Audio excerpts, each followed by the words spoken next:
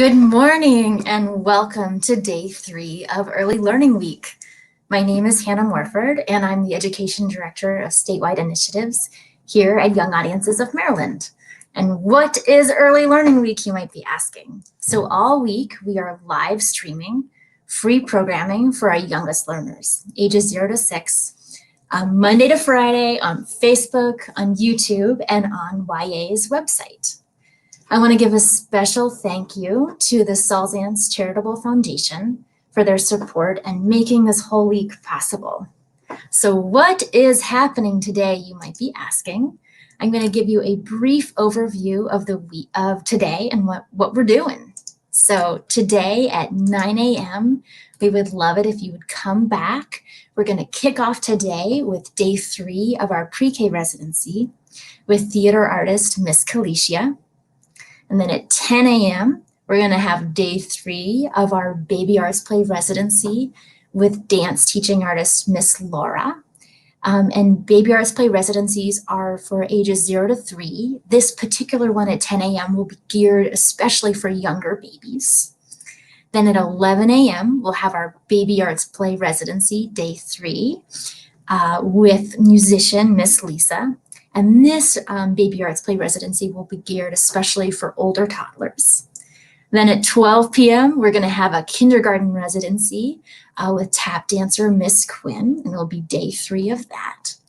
And we wanted to remind you to stay on after the residency sessions are over, as there'll be an opportunity to talk with each of the artists and kind of debrief and unpack all the strategies that they used during the session. We also would love it if you would be an active participant in these sessions with your young ones. And this will give you an opportunity to see these strategies in action and see how you might want to continue the learning process after the session in your daily life or in your classroom. And then today at 2 p.m., we're going to have Lucky's Tap Dancing Feet Assembly with tap dancer Miss Quinn.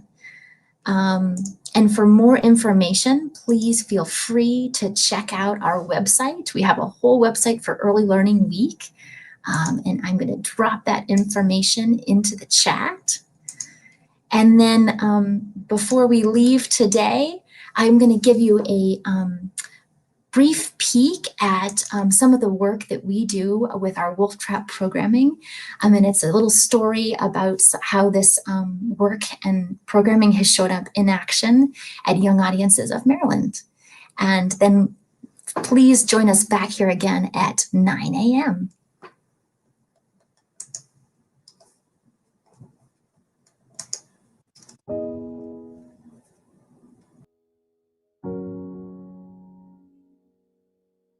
My son's name is Raymond Davis. He is 7. I love his smile, his personality, how active he is. Numerous things. I could probably go on and on and on. My dreams for Raymond, I would like for him to become more verbal. I feel like he has a lot he wants to say. He just doesn't know how to say it. Raymond started as a child just sitting there, not getting any food to process. And then lo and behold, here comes Wolf Trap. And they're singing songs, they're moving. And Raymond says, I want to do that too. I'm Sue Trainer, and I'm a Wolf Trap master teaching artist, and I have been on the roster since 2003. Young Audiences has been bringing the Wolf Trap program into many early childhood classrooms, but a school where we have recently been seeing some really special kinds of success is the William S. Baer School. It's a school for children with special needs. So the teachers have been struggling to figure out how to reach Raymond, for example. He wasn't engaging with learning. We started playing the music, and Miss Trainer was helping me, and Miss Trainer would go like this. And then I would look and I go, oh my God, he's moving, and all of a sudden, now you see him, that's the first thing he goes for. The music turned out to be the thing that drew Raymond in. He played the instruments and lit up. we actually notice a change in how he likes to does clapping a lot and stomping and tapping on the desk. We try to add on to that and become really engaged with what he knows, even though it's not a verbal way. So an interesting question is, how do you sing with a child who's nonverbal? How do you dance with a child who's not mobile? How do you act, take on character with a child who doesn't have access to what we call imagination? So you've got to break your art form down to create an opportunity for the children to have the experience of art. And she pulled out all these beautiful surprises. It's like magic coming out of a bag. I was like, oh my God, I want what she has. I gotta have that. So she was pulling out all this stuff, and I said, I could do that. I could buy that. Why didn't I think of this? This is cool. This is stuff that children like. We often find that children who struggle in typical classrooms do well in arts integrated classrooms, even stunningly well, because new modes of expression are introduced and they can find a voice that they hadn't had access to before. We watch Ethan explore with the puppet. When I first came into the classroom, Ethan wasn't really able to participate in our circle. Ethan does have autism. I didn't know much about autism myself, and I'm still learning a whole lot. But it's basically where their brain's a little bit different. It's kind of rewired a little bit. They're in their own little world, and sometimes they have a voice that wants to come out, and it doesn't want to come out.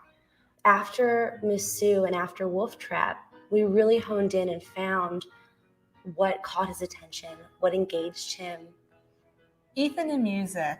I never really thought about it at home, but to see Ethan sitting down and actually enjoying it and have that anticipation of what's going to happen next with Morgan, with the box, and it's like, as soon as she shuts it, he just says, ah! To see that expression on his face and see that her singing to him in a way like that is making him laugh, and it's making him enjoy what he's doing. He's engaged in a way that he never was before. He never focused. He bounced off walls, that child. You could never get him to sit and focus on anything. Now, he's able to sit through a 5, 10, 15-minute activity without bouncing up every 5 minutes. And if he does bounce, he comes back. And through this experience, his vocabulary has blossomed. He would come home and say things he wouldn't say before, or he would come home with something new each day.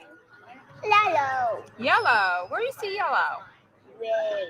Red. What other colors do you say?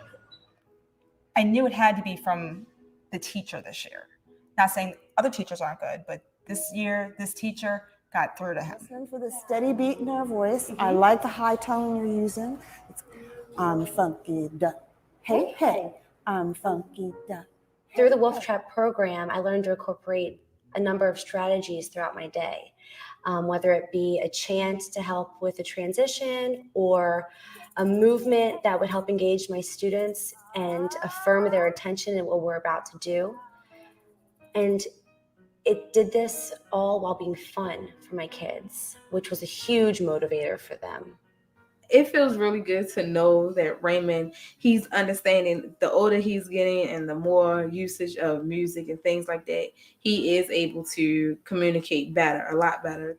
For Ethan to be able to communicate, wow, it's amazing. Sorry. I never thought 3 years ago that he would ever speak and have him communicate. It's wonderful. So many days I come away with goosebumps from a lesson with these children, to see the changes, to see the excitement, to see the light in their eyes and their newfound abilities to express and communicate and be creative. They marvel at the children. And they say, Miss Howard, look what you've done because of the Wolf Trap program. And the way they came into the class to help me to become a better teacher, to help my students to become better people for society.